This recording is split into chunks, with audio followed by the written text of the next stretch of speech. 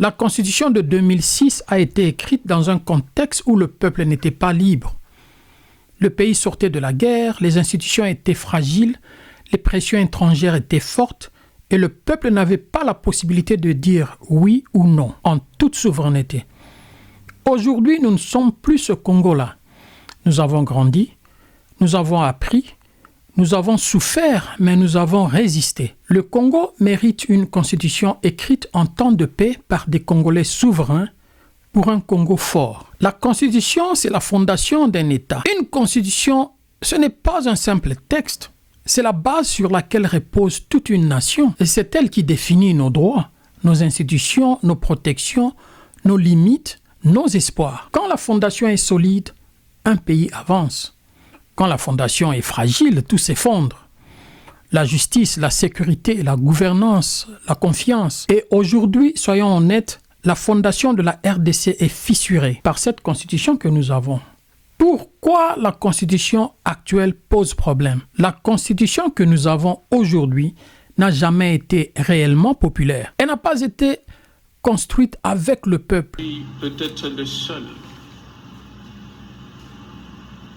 le seul à avoir battu campagne pour l'adoption de cette constitution. Le seul à travers le pays. Les autres avaient carrément rejeté la constitution. Ils étaient restés sur place ici à Kinshasa.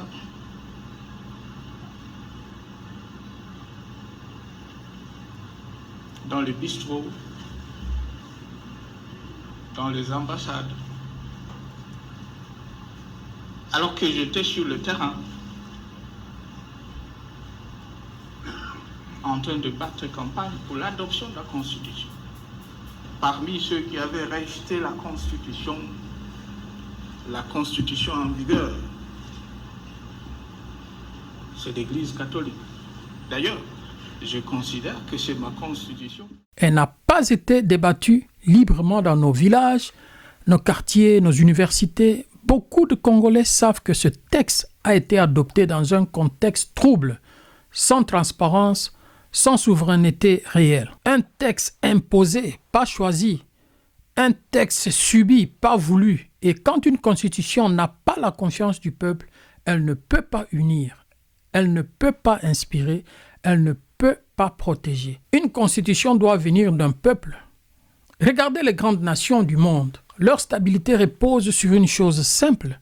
Leurs constitutions ont été écrites par le peuple, pour le peuple, avec le peuple. Une constitution légitime doit être discutée dans les marchés, dans les églises, dans les écoles, dans les familles, dans les provinces, dans la mesure du possible. Elle doit être le résultat d'un débat national, pas d'une décision imposée. Pourquoi une nouvelle constitution est indispensable? Le Congo ne peut pas se reconstruire sur une base fragile.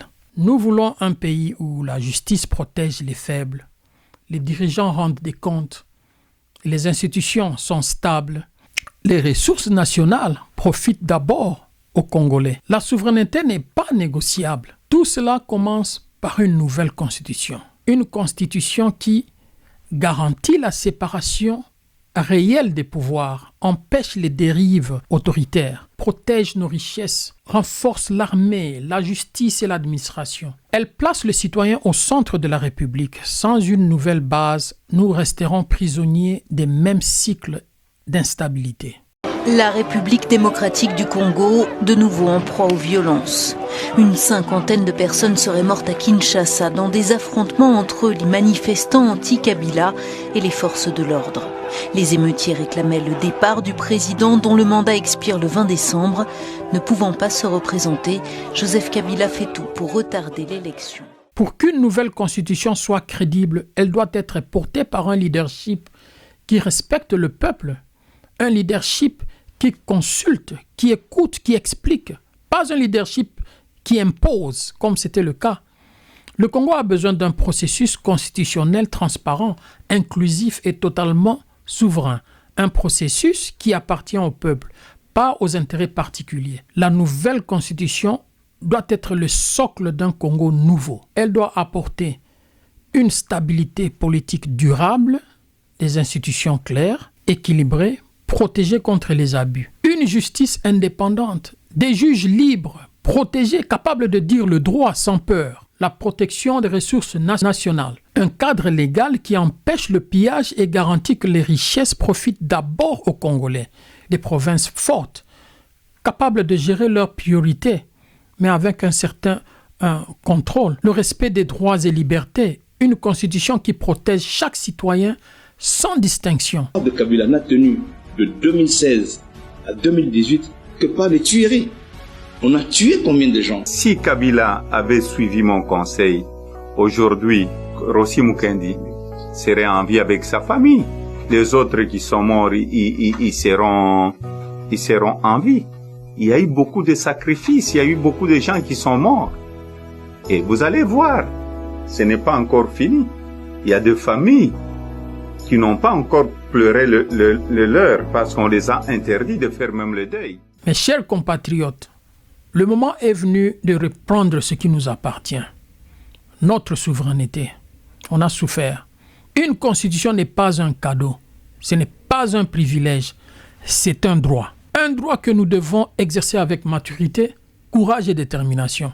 Le Congo ne changera pas par miracle. Il changera parce que nous aurons décidé de changer la base.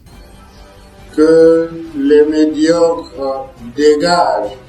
Nous demandons à Papa Cardinal Mosengo grand merci pour tout ce qu'il fait pour 5 ans. Grand merci.